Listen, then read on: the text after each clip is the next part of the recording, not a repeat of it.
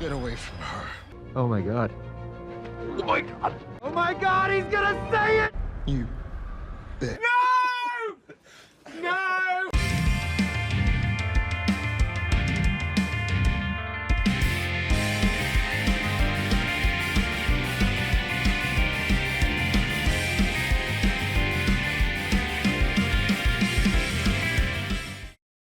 Admittedly, I'm not much of a fan of the Aliens franchise. I've seen all the movies, and I love the first two, but it's never been a go-to series for me, so I wasn't that interested in seeing Alien Romulus. The previous outings, Prometheus and Alien Covenant, were okay, but the lore building got confusing and didn't really seem to go anywhere. I assumed Alien Romulus would be the same way, and in a way, it was, and it wasn't. The nostalgia factor is turned up to 11 in this movie. Many key moments from the Aliens movies are revisited in some way, including a particular cameo.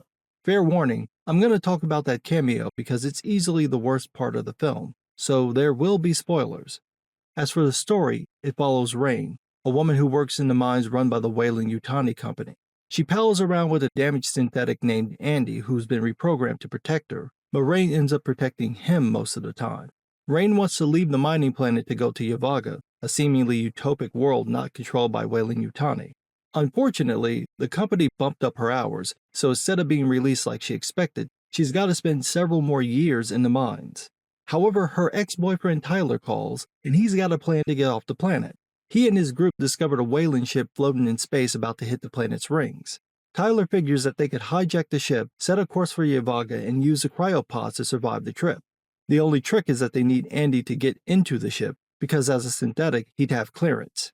However, unknowns to them, but knowns to us, that isn't a ship. It's a space station, and on that station is the recovered body of the alien from the Nostromo that Weyland just retrieved.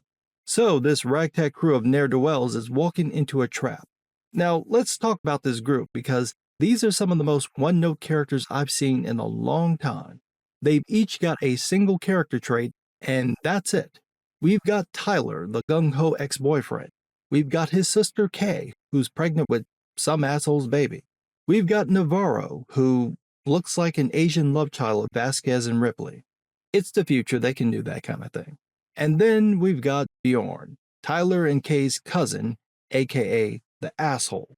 That is his sole character trait, and it is hammered home in every scene this man is in. And if you're thinking, hey, wait a minute, didn't you just mention an asshole?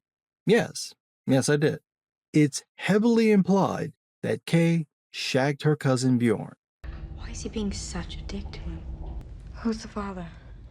It's some asshole. Gross. But for some people, that's better than her being a lesbian, so there you go. Outside of Rain and Andy, who at least have complete characters and some semblance of a character arc, none of these people have any substance.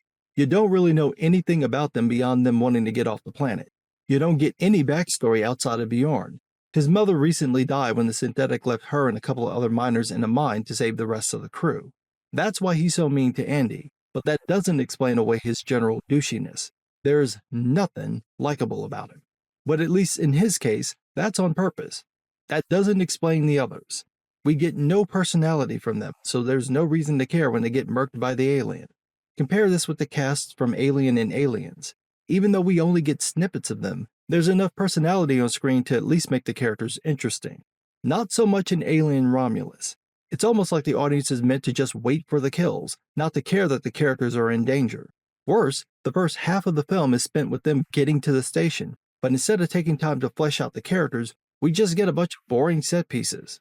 We do get this magnificent shot of the planet. The VFX in this movie, from the practical effects to the digital effects, are solid, but that's not enough to make up for the lackluster character development. That said, the way they encounter the xenomorph is actually interesting. Tyler, Bjorn, and Andy go to the station and discover that the cryopods don't have enough fuel for the trip, so they have to go to another part of the station to find some. They find the fuel, but taking it sets off a security system that raises the temperature in that section. Unfortunately for them, there are facehuggers in the room, so once it gets hot enough, the facehuggers hatch. The trio try to leave the room, but Andy doesn't have clearance to open the door from the inside. Rain and Navarro come in to the rescue, coming across the remains of a synthetic, who turns out to be the legendary Sir Ian Holmes. Rain takes the operating disk from the synthetic, figuring that if she puts this in Andy, he'd now be able to open the door. She's partially correct. The disk does allow Andy to open the door, but it also upgrades and repairs his systems. Using the upgrades, he gets them out of the room, but the facehuggers break through the glass and chase them down, and one of them manages to latch onto Navarro. They reactivate the damaged synthetic to see if he knows how to help Navarro, and it looks like this. Yeah. Now, the effects are actually pretty good, but the reason it looks so janky is because the VFX team used a combination of deepfake and CGI on top of an animatronic version of Ian Holm. Normally, you'd use a real person so you could capture the nuances in the face. Using a puppet, which doesn't articulate as well as a real person, it looks off. That's on purpose, it's meant to look weird, but it doesn't look weird in the way the director and VFX team want it. It actually works against the effect, especially when he talks. That's bad enough, but the bigger problem is that this new character, named Rook, is basically just Ash from the first movie. Like Ash, at first he makes out like he's trying to help the group, but then turns on them to do what's best for the Wayland Company. That is consistent with the lore, because in Aliens, Bishop says, You twos always were a bit twitchy. the problem is that Andy ends up playing the same role. The disc overwrites his programming, making him loyal to Wayland too. What's the point of using Rook if Andy's just going to do everything Rook would do? It's redundant. If they wanted to make Rook the villain, then they could have used the scene to expand the lore by explaining why the Rook-Ash model replaced Andy's. Maybe the Andy model would protect people over protecting the company's interest, so the Rook-Ash model was designed to be loyal to the company. That would tie in with the plot thread about a synthetic letting Bjorn's mother die, although they never say which model, which sets up Andy letting the alien capture Kay later in the film. But that happens after Andy gets upgraded, implying that it's the disc, the programming, that makes synthetics loyal to the company. And we see this in the film, because Rain eventually removes the disc and Andy reverts back to his old programming. It seems like it would have been a better idea to say that there's something off about the Rook-Ash model, and that some part of that was encoded to the disc, rather than making the disc itself the cause. Even if they didn't want to go for something like that, they could have used the reprogramming as something for Andy to resist, so he's not playing the same role as Rook. The disc rewrites his main directive, making him do what's best for the company, and it sucks all the tension out of the key moments that follow because we already know what'll happen. He'll follow orders because there's nothing he can do about it, and Rain and Tyler, the only two left by that point, will go along with it because they need his help to get off the station. That takes me back to my previous point. If they were going to have Andy play the foil, then what's the point of Rook? Why have him in the film when he doesn't do anything important? He's stuck to a table the whole time. The only time he's a real threat is at the tail end of the movie when he locks the doors, trapping Rain and Andy in a room full of xenomorphs. If this was all they were going to use him for, then it would have been better to have a quick cameo when Rain takes the disc and call it a day. If they wanted to use Rook, then I think a better use would have been to have him play against type by tying his warped personality to the disc.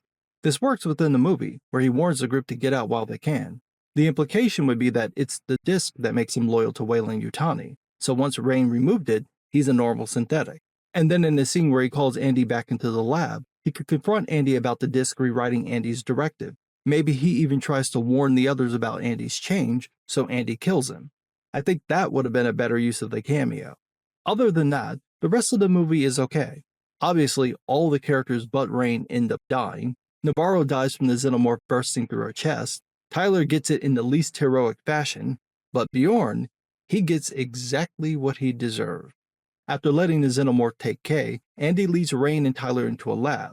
Rook then chimes in and explains that he figured out how to separate the black fluid from the xenomorph's DNA, the same fluid from Prometheus.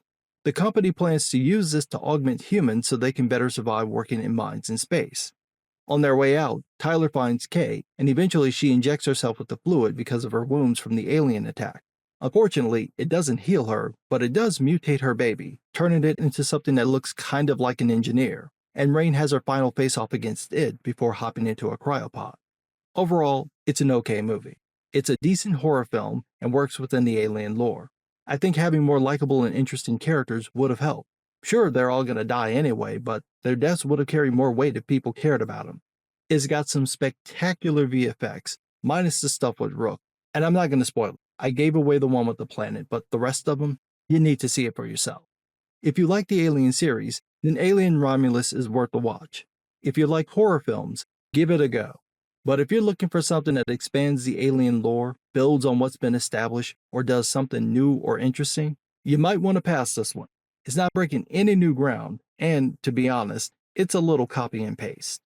If you got 2 hours to kill and you don't mind being bored for the first 40 minutes by uninteresting characters, I'd say check it out. That said, it is crammed between 2 better films, and you're really not missing anything by skipping it. But what do I know? I'm just some guy.